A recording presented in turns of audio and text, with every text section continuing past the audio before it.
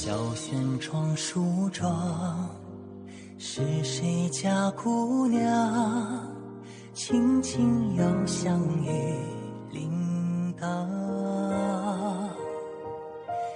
愿晚风送霜，愿期尽天光，你是枕边月色微凉。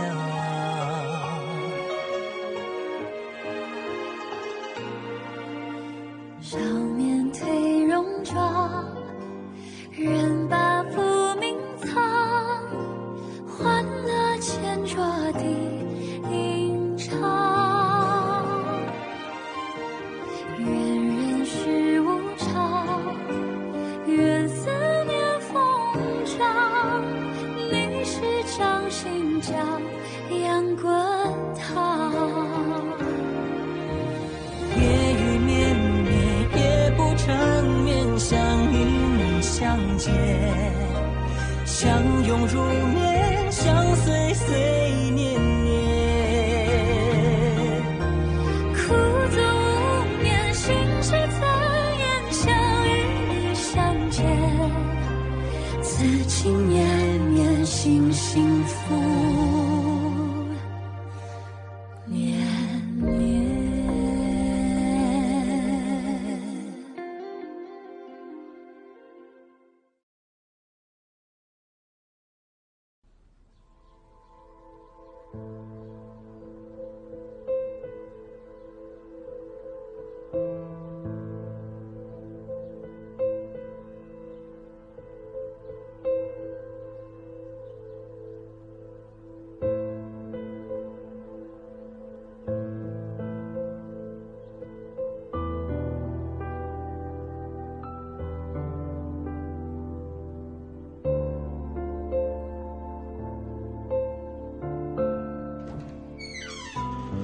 మిత్రమా మిత్రమా రాజకుమారి మళ్ళీ వెళ్ళిపోయింది. తన ఆరోగ్యం మెరుగైందా? మెరుగుపడినట్టే ఉంది. రాజమాతతో చాలా దురుసుగా ప్రవర్తించారు.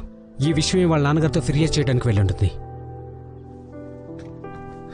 మిత్రమా నెమ్మదిగా.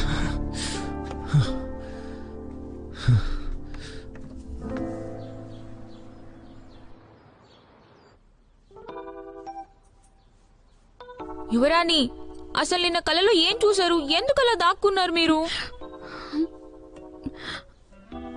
ఏ కారణం లేకుండా ఇక్కడికి వచ్చారు. ఒకవేళ మహారాజ్ గారికి తెలిస్తే? అదేం పెద్ద విషయం కాదు. నేనేం పట్టించుకోవట్లేదు. అయినా నేనేం దాక్కోవట్లేదు. అతని నుంచి దూరంగా ఉంటున్నాను. ఈసారి కలలో ఎవరు చనిపోలేదా? చనిపోయినా బాగుండేదేమో. మోసగాడు.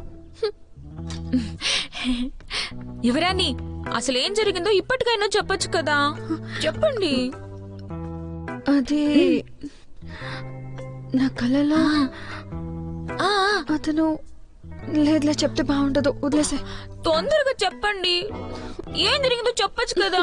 చెప్పమంటున్నానా? చెప్పనని చెప్పానా?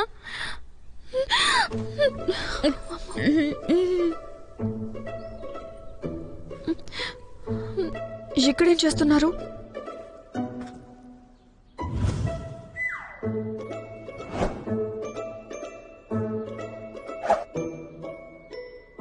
నేను మీతో ఏం మాట్లాడలేదు.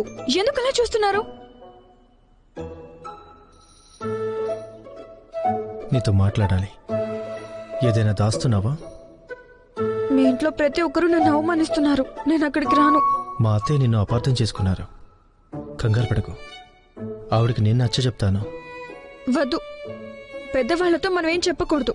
నా మీద ఇంకా కోపంగా ఉందా? నేను నీకోసం రాకుండా ఉండాల్సింది. నువ్వు ఇష్టంతో వచ్చావు. అక్కడ పుష్పం కూడా వదిలేసి వెళ్ళావు, అవునా?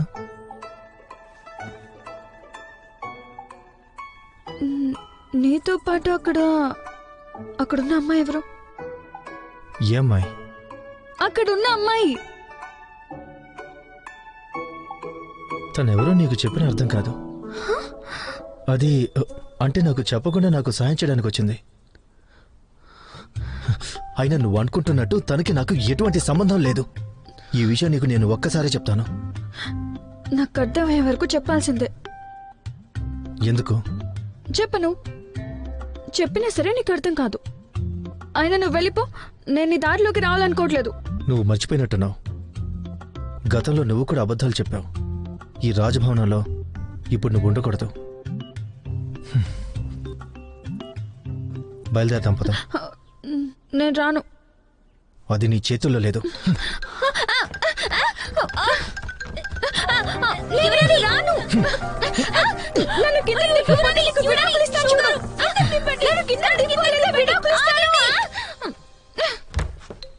విడాకులు ఇస్తావా?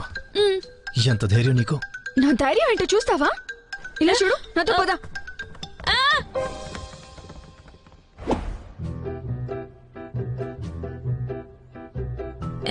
ఇంతకు ముందు ఎప్పుడు రాయలేదు, ఎలా మొదలు పెట్టాలి? గత జన్మలో ఉన్న రుణం వల్ల ఈ జన్మలో పెళ్లి చేసుకున్నాము. కానీ మన మధ్య సంబంధాలు సరిగ్గా లేవు. రోజులు గడిచే కొద్దీ ఒకరికొకరం దూరం అవుతున్నాము. పిల్లి ఎలుకలాగా ఒకే ఇంట్లో ఎన్ని రోజులనే ఉంటాము? భార్య భర్తలుగా మన మధ్య చాలా సమస్యలున్నాయి. నా భర్తకి మిగతా ఆడవాళ్ళు బాగా నచ్చుతారు. వాళ్ళందరితో కలిసి రాస క్రీడలు ఆడుతున్నారు. అంతే. రాస క్రీడలు? ఈ మాట అనడంలో నీ ఉద్దేశం భరించలేకపోతున్నావు కదా. ఇప్పుడు నేను చెప్పేది రాయ్.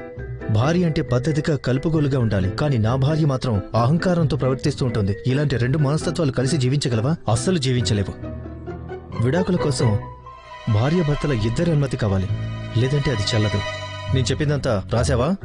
బాగా చెప్పారు మీరు, కానీ నా ముందు చెప్పడానికి ఎంత ధైర్యం? ఇలా చూడు, అతనికి మందలవాటు ఉందని కూడా రాయి. ఎప్పుడు నిద్రపోతుందని రాయ్. అందులో తప్పేముంది? నిద్రపోయేటప్పుడు నేనేమైనా శబ్దం చేశానా? పగలు కూడా నువ్వు నిద్రపోతున్నావు. దాన్ని నిద్రమత్ అంటారు. ఇతను మంచితనం అంటే ఏంటో తెలియని ఒక సైనికుడు అని రాయి. ఈవిడ పొగరు పట్టిన యువరాణి అని బాధ అంటే ఏంటో తెలియదు. అనవసరంగా గొడవ పెట్టుకుంటున్నావు. అనవసరంగా గొడవ మొదలు పెట్టింది నువ్వు.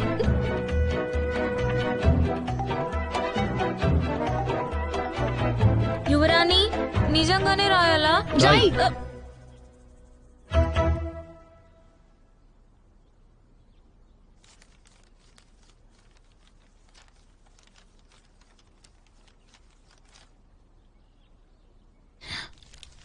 ఎవరి లోపాలు ఎక్కువ ఉన్నాయో నేను చూస్తాను.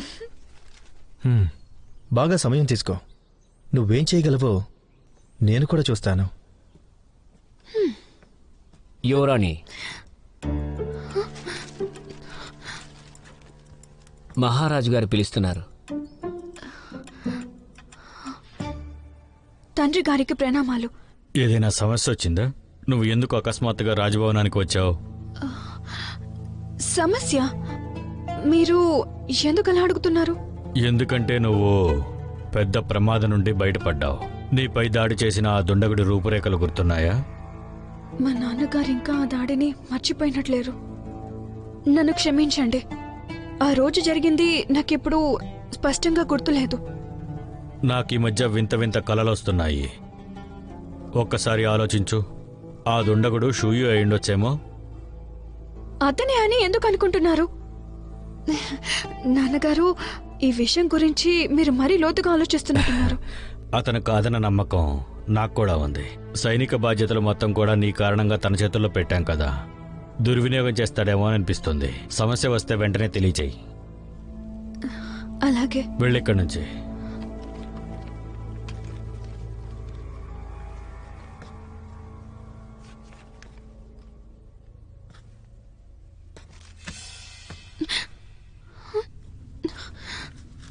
ఒక్క నిమిషం.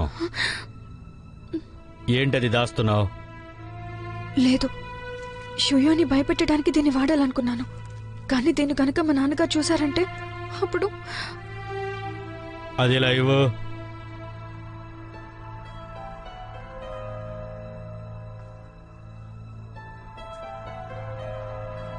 వెళ్ళిదాన్ని తీసుకురా.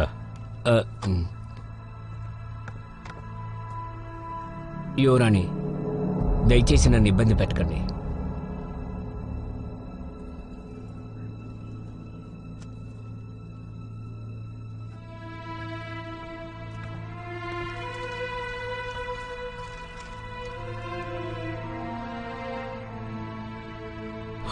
ఏంటిది? నిన్ను షూయుని గమనించమని పంపించాను. ఇన్ని రోజులు నువ్వు అక్కడ సంతోషంగా లేవు, అవునా? అదే లేదు. అలాగా? ఎందుకు అలా అబద్ధం చెప్తున్నావు? ఒకవేళ అదే నిజమైతే మీ మధ్యకి విడాకుల పత్రం ఎందుకు వచ్చింది? అలాగే మీ ఇద్దరి సంతకాలు కూడా ఈ లేఖ పైన ఉన్నాయి. ఇష్టం లేకే కదా ఇలా చేశారు. మీ ఇద్దరికి ఒకరంటే ఒకరు ఇష్టం లేకే కదా ఇలా చేసింది. మీరు కూడా ఆలోచించి చూడండి. కూతురు విషయంలో తప్పు చేశాను అని అనిపించడం లేదా? మిగతా ఆడవాళ్లతో సంబంధం పెట్టుకున్నాడా? నాకు ఆ విషయం చెప్పు. నీ భర్త ఎవరెవరితో సంబంధం పెట్టుకున్నాడు? నీ దగ్గర సాక్ష్యం ఉందా? ఇప్పుడేమీ లేవు. లేవా? కానీ ఒక నెల రోజుల్లో తప్పకుండా సంపాదించగలనా నమ్మకం ఉంది. అంటే నీ భర్త నిన్ను మోసం చేస్తున్నాడని నీకు అనిపిస్తోంది? అది కేవలం నా ఊహ మాత్రమే. ఎలాంటి సాక్ష్యాలు లేవు. నాతో ఇలా ప్రవర్తిస్తున్నందుకు నిన్ను నేను క్షమిస్తాననుకుంటున్నావా? నాన్నగారు, మీ మంచితనాన్ని నేను అభినందిస్తున్నాను. మీ స్థానంలో వేరే ఎవరున్నా నేను అనాథగా మారిపోయి ఉండేదాన్ని. నా మంచితనం గనక నువ్వు నిజంగా గుర్తుపెట్టుకునుంటే నా ముందు ఎప్పటికీ నువ్వు అబద్ధాలు చెప్పేదానివి కాదు. నీ భర్త వద్దకు వెళ్ళి తన చర్యలపైన పూర్తి శ్రద్ధ పెట్టాలి. తను చేసే ప్రతిదీ నాతో చెప్పాలి. అలాగే నిన్ను మోసం చేస్తున్నాడో లేదో కూడా తెలుసుకో. అర్థమైందా? అర్థమైంది. వెళ్ళిక్కడి నుంచి.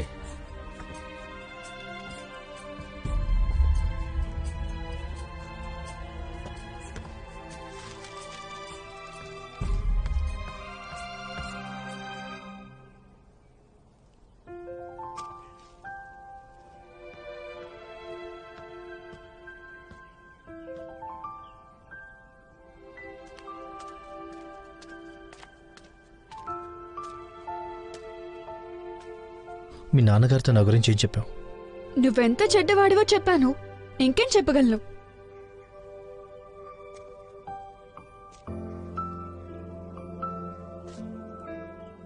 విడాకుల పత్రం గురించి కూడా ఎంతో చెప్పావా? చాలా ఇబ్బందికరమైన పరిస్థితి ఇది. ఇవ్వలేదు అని అబద్ధం చెప్తే బాగుండదు. మిమ్మల్ని వెంటనే మహారాజు గారు రమ్మంటున్నారు.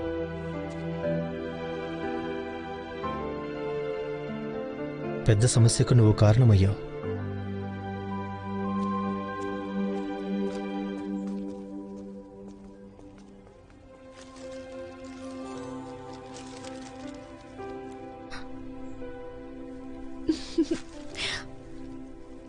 పిచ్చోడా. ప్రణామాలు మహారాజా. ధన్యవాదాలు. లేచి నిలబడు. ధన్యవాదాలు. నిన్నిక్కడికి పిలిపించడానికి కారణం ఏంటో తెలుసా? నాకు తెలీదు. కారణం ఏంటో చెప్తారా? నేనింకా విషయం మర్చిపోలేదు. రాకుమారి రక్షణ బాధ్యతను నేను నీ చేతుల్లో పెట్టాను. భర్త భార్యని చక్కగా చూసుకోవాలి. తను నియమాల్ని అతిక్రమించకూడదు. అలాగే విడాకుల పత్రాలు రాసుకోకూడదు. యువరాణి నాకు దత్తపుత్రిక. కాస్త తనకి అహంభావం ఎక్కువ. ఎందుకంటే తనకి తన సోదరుడంటే ఇష్టం. అందుకే ఇలా ప్రవర్తిస్తుంది. తను కాస్త మొండమ్మాయి కావచ్చు, కానీ మనసు మాత్రం మంచిది. ఎలాగైనా తన్ని నేను మార్చుకుంటాను. ఇప్పుడు నాకు ప్రశాంతంగా ఉంది. నేను నిన్ను ఒక ముఖ్యమైన విషయం కోసం పిలిపించాను.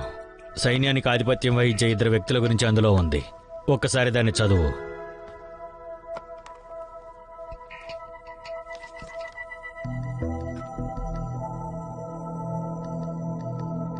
సైన్యాధిపతులుగా వీళ్ళు షున్ని నింగ్ని పరిశీలిస్తున్నట్లున్నారు.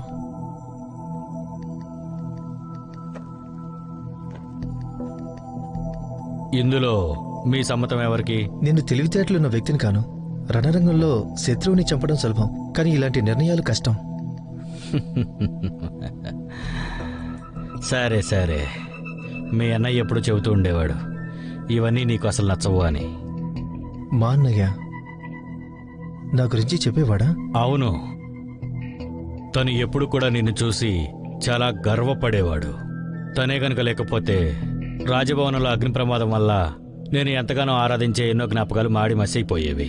తను కాపాడాడు. మా ఇద్దరి మధ్య ఉన్న అనుబంధం చాలా గొప్పది. నా దేశం కోసం ప్రాణాలైనా అర్పిస్తా. మా కుటుంబం ఎప్పటికీ మీ సేవలో అంకితం. జూయి అలాగే తన భార్య ఇద్దరు యుద్ధంలో చనిపోయారు. వాళ్ళ పెద్దబ్బాయి ఇప్పుడు ప్రాణాలతో ఉన్నాడో లేదో కూడా ఎవరికీ తెలియదు. చిన్నబ్బాయి ఇప్పుడు ఒంటరిగా మిగిలిపోయాడు. కుటుంబం చిక్కుల్లో పడింది. ఆగండి.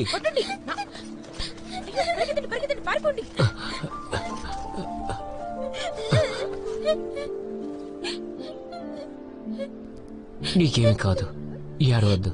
మన వంశంలో ఎవరైనా రక్తం చిందించాలి, ఏడవకూడదు. అందరూ మా అమ్మ నాన్న చనిపోయారు అంటున్నారు, అది నిజమేనా?